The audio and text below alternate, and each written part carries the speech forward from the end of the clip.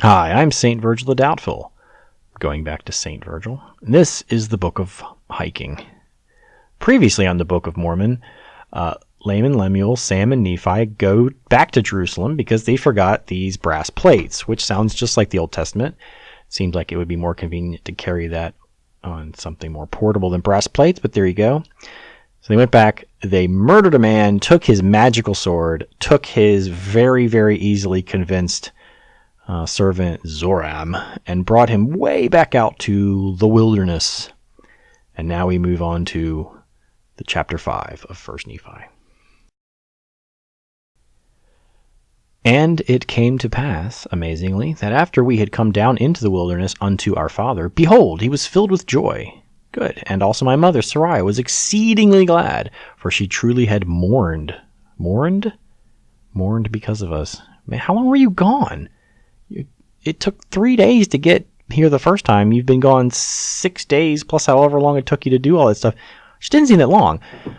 Are we at a week and a half? Man, Mom is really just... Okay. For she had supposed that we had perished in the wilderness. Why? It took you no time to get here. And she had also complained against my father, telling him that he was a visionary man. Oh, come on, Sarai, don't be like your 2 elder boys. Don't be like this. Behold, thou hast led us forth from the land of our inheritance, and my sons are no more, and we perish in the wilderness. Well, you did send all your sons. That was kind of an all eggs in one basket sort of moment. And after this manner of language, my mother complained against my father. You just said that. And it had come to pass, I like that my father spake unto her, saying, I know that I'm a visionary man. For if I had not seen the things of God in a vision, I should not have known the goodness of God, but had tarried at Jerusalem, and had perished with my brethren. Nobody's perished yet. You haven't done anything. Nothing's happened yet. But behold, I have obtained a land of promise. Well, you've obtained a promise for a land of promise. A promissory note. In which things I do rejoice. Yea, and I know that the Lord will deliver my sons out of the hands of Laban, and bring them down again unto us in the wilderness. And after this manner of language did my father Lehi comfort my mother Sarai concerning us, while we journeyed in the wilderness up to the land of Jerusalem to obtain the record of the Jews. And credit where credit's due in that last sentence, 1 Nephi 5:6, he identifies who everybody is and gives them names. So well done. And when we had returned to the tent of my father, behold, their joy was full, and my mother was comforted. And she spake, saying, Now I know of a surety that the Lord hath commanded my husband to flee into the wilderness. Yea, and I also know of a surety that the Lord hath protected my sons, and delivered them out of the hands of Laban, and given them power whereby they could accomplish the thing which the Lord hath commanded them. And after this manner of language did she speak. And it came to pass that they did rejoice exceedingly, and did offer sacrifice and burnt offerings unto the Lord, and they gave thanks unto the Lord of Israel. I gotta say, I don't understand this sudden coming about by Sarai. She basically has been convinced of God's greatness and whatever, but only because her sons managed to sneak into a town and steal something. That's what she needed to be convinced. Okay. And after they had given thanks unto the Lord God of Israel, my father, Lehi, took the records which were engraven upon the plates of brass, and he did search them from the beginning.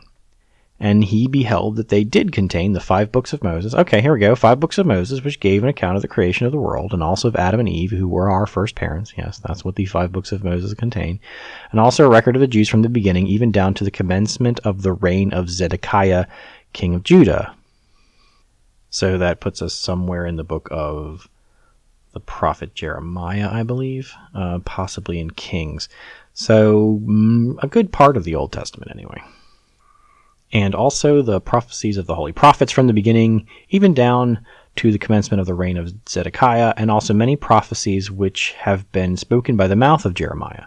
Okay. And it came to pass that my father Lehi also found upon the plates of brass a genealogy of his fathers, wherefore he knew that he was the descendant of Joseph. Yea, even that Joseph who was the son of Jacob, who was sold into Egypt, and who was preserved by the hand of the Lord, that he might preserve his father Jacob and all his household from perishing with famine. I don't know why that's important, But there you go. And they were also led out of captivity and out of the land of Egypt by that same God who had preserved them. And thus my father Lehi did discover the genealogy of his fathers. You already said that. And Laban was a descendant of Joseph, wherefore he and his fathers had kept the records. So they're like cousins or something.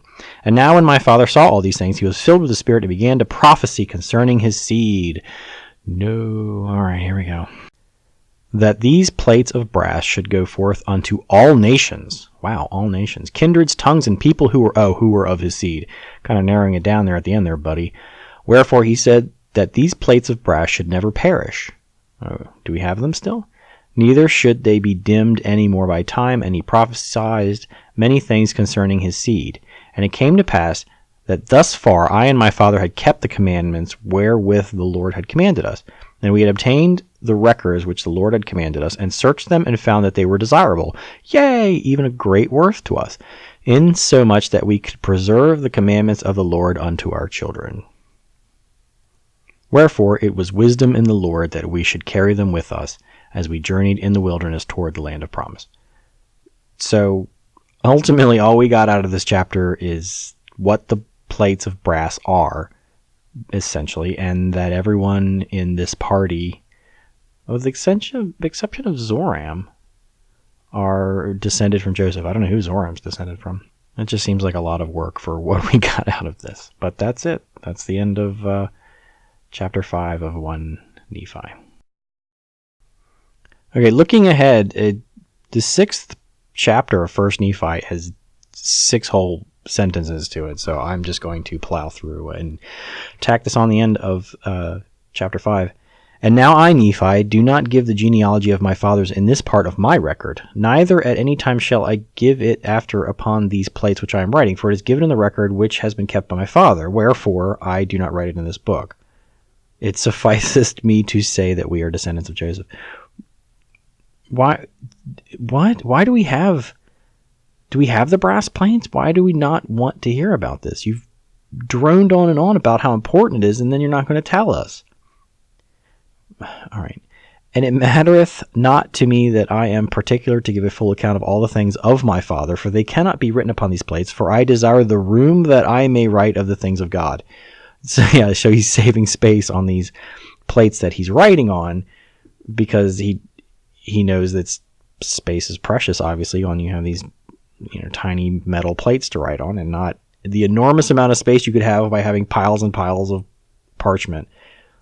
For the fullness of mine intent is that I may persuade men to come unto the God of Abraham, and the God of Isaac, and the God of Jacob, to be saved. Wherefore the things which are pleasing unto the word I do not write, but the things which are pleasing unto God, and unto those who are not of the world. Wherefore I shall give commandment unto my seed, that they shall not occupy these plates with things which are not of worth unto the children of men. And that is the entirety of the 6th chapter of 1 Nephi, which basically says, don't waste a lot of space on the plates. We have those other plates, but you are kind of wordy about how you're saying this anyway. And I don't know who else is writing on these plates. I guess, I know Moroni eventually writes on these plates, but I don't know who else is involved. So that is the end of this. I'm going to put 5 and 6 together because it's so short. Sorry about that.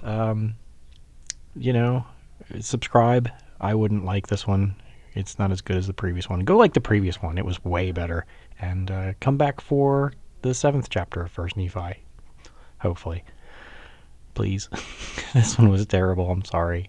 So sorry.